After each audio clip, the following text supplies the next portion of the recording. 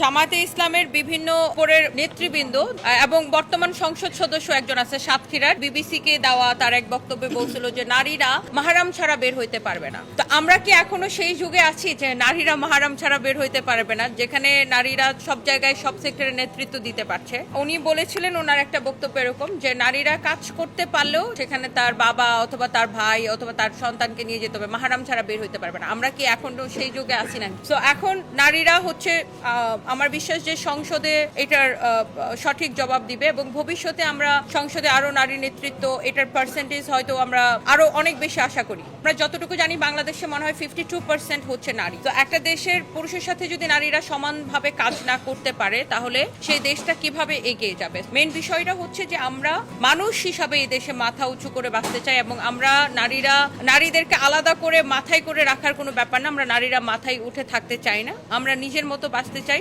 স্বাধীনভাবে শান্তিতে নিজেদের কাজ করতে চাই, এই দেশকে আমরা এগিয়ে নিয়ে যেতে